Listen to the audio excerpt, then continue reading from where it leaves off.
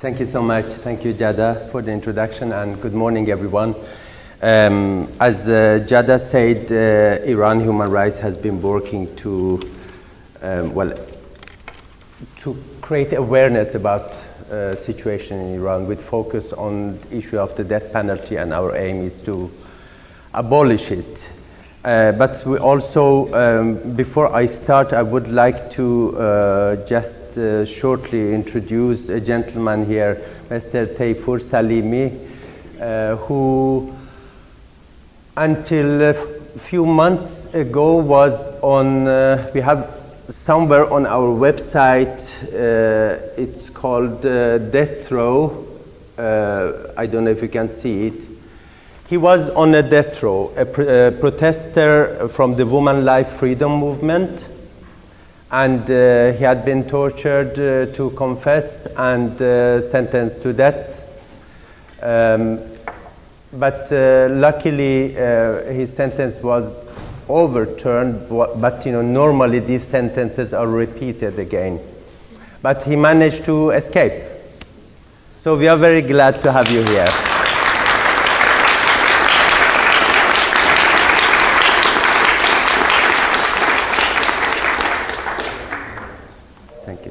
So I hope you visit our website.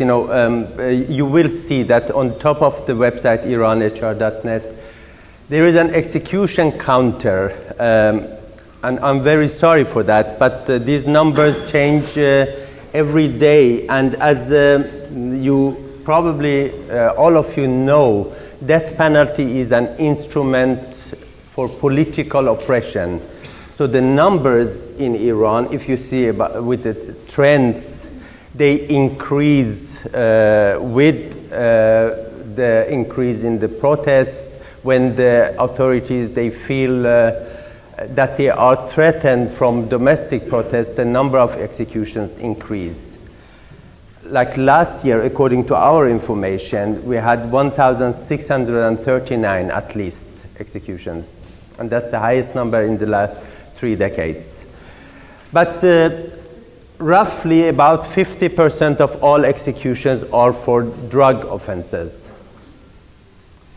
So when you see at the increase in the drug executions, you see that actually they are responsible for most of the increase in number of executions when the political situation demands it. When they are right after protests, or when the authorities expect protests, we see a strong increase not only in arrest of activists, but on execution of all prisoners, in particular those who are sentenced to death for drug offenses. And so that I just don't give you numbers, I have some examples. Morteza Kazemzadeh was a 30-year-old worker, the father of 2, and he didn't have a good economic situation at home. So according to a source, he has said that I worked so hard, I worked so I wouldn't feel ashamed in front of my wife and children. I wanted to earn money so I could buy a bicycle for my son. So he was actually offered a kind of to sell drug. And he did it. He was arrested the first time he tried. He was sentenced to death and he was executed in March 2025. Jada mentioned that mainly marginalized part of the society are the victims, and that includes ethnic minorities, in particular Baluchis. One of them was Dawood Lejei, 37-year-old Baluch man. He was arrested, and normally after arrest they are subject to torture and confessions. But somehow the Supreme Court overturned his death sentence. And a new hearing was about to happen in November 2025, but he was executed in August while waiting. and his family was not informed. So it was secretly executed. And the reason why they do it is because, I mean, we don't have, of course, rule of law or due process, but also because these people are the most voiceless people in the Iranian society. So I don't think you have heard any campaign or big condemnation of his execution, although it was illegal even according to the Islamic Republic law. And I invite you to read a report that we published last year, A Village of Graves.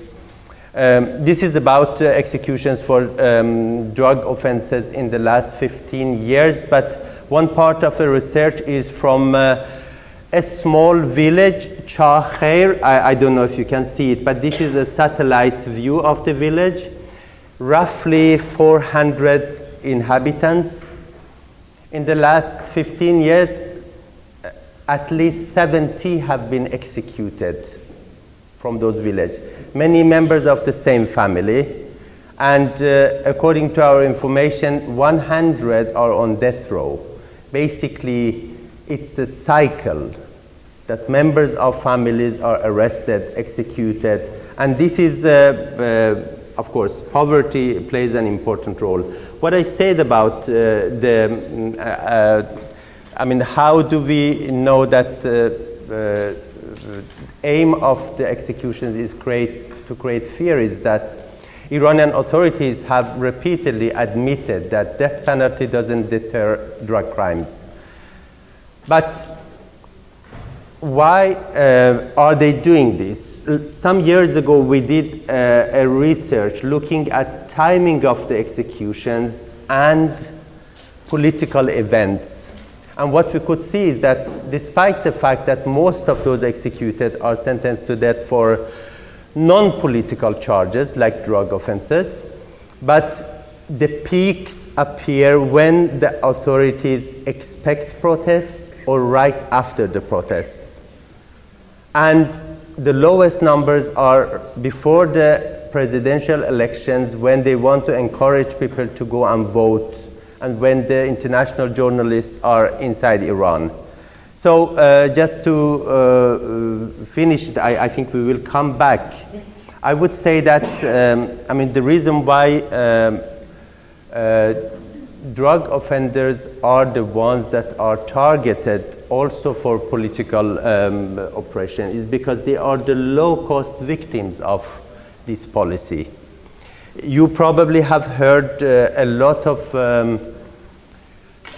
news lately in the media about execution of political prisoners, which has peaked. You know, we had the highest number of execution of political prisoners in a period of 2 months since March, after the, during the war and after the protest. 44 people have been executed, either protesters or political prisoners. But in the same time, close to 100 people have been executed for other charges, many of them for drug offenses. And we have not heard about it in the media. We haven't seen any strong condemnations, not even weak condemnations.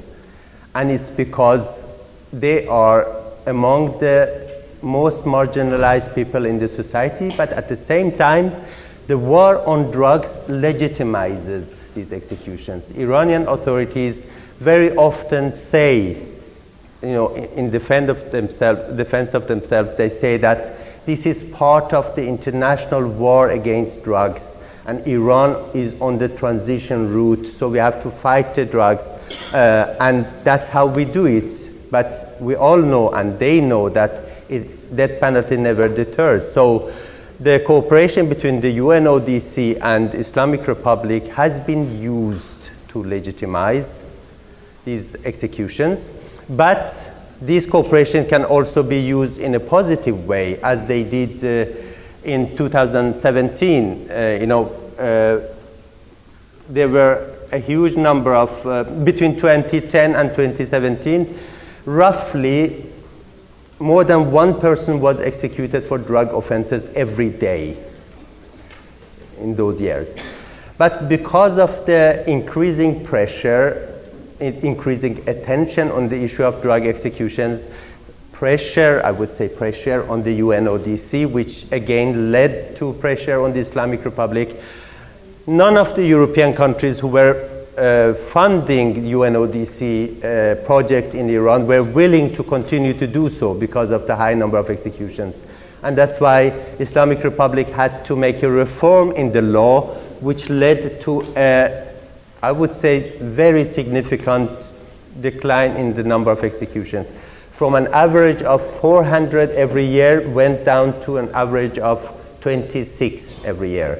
I mean, 26 was still the highest in the world, but it's a strong improvement. However, this trend has reversed, and as you see, last year we had at least 795 executions for drug offenses, which is 2 people every single day. And still the UNODC did not show any strong reaction. I hope they will do. And I think this is an area where it is possible to improve. Yes, so I think when it comes to Iran, I mean, something is common for all the countries, and that's we need to have the death penalty as part of the international drug policy. You know, last year I was at a meeting, preparatory meeting. It was called. It's organized by UNODC, Crime Prevention and Criminal Justice, and there were representatives of all the countries where 95% of all executions for drugs take place, and not a single word about the death penalty. I was the only one who mentioned death penalty, and I was not met with a lot of cheering and encouragement. So I think, you know, a UN agency cannot be part of a collaboration that leads to several hundred executions every year. UNODC is cooperating with the Islamic Republic also on law enforcement, and still when they see an increase of 30 times in just 4 years in number of executions, execution of 2 people every single day for drugs, still they don't mention it in their reports. What they mention is how much drugs they have seized. So that must be, we have to put an end to it. And then to the domestic part, I mean, I am very for power to the people. Death penalty is probably the most efficient way of making people feel powerless. When you wake up every morning hearing that somebody has been hanged by the state and nothing happens, that makes you feel powerless. So in order to bring power back to people, we have to stop these executions. And I agree with you, Sarah. I mean, it's always better that the change is not exposed externally. But sometimes, you know, in a country where you don't have rule of law, you don't have independent judiciary, there is no civil society, people are being persecuted for being against the death penalty. We need external help, but, you know, the kind of external help that, you know, I'm not talking about what recently has happened. I think that EU can play a key role these days. Islamic Republic wants to improve its relations, and there I think there is a leverage. The EU can put conditions. I mean, we don't need to make it look like that we are exposing it externally, but I think political cost is what matters for the Islamic Republic. We have seen it so many times. So if the external conditions, demands, engagement, whatever we can call it, leads to a moratorium in use of the death penalty, even for 3 years, it will give a space to the civil society. It can lead to you know, reducing the fear and maybe brings change from inside. So I think that I think people who experience death penalty in their countries, they know what kind of impact it has on every single individual, you know, how much fear it creates. when you are a journalist and you know that you are in a country where the government kills and where there is no independent judiciary, then you are careful about what you say and what you write. So I think UNODC International, and then I think EU has a central role when it comes to Iran, and then we have to continue what we are doing, and I hope we can work together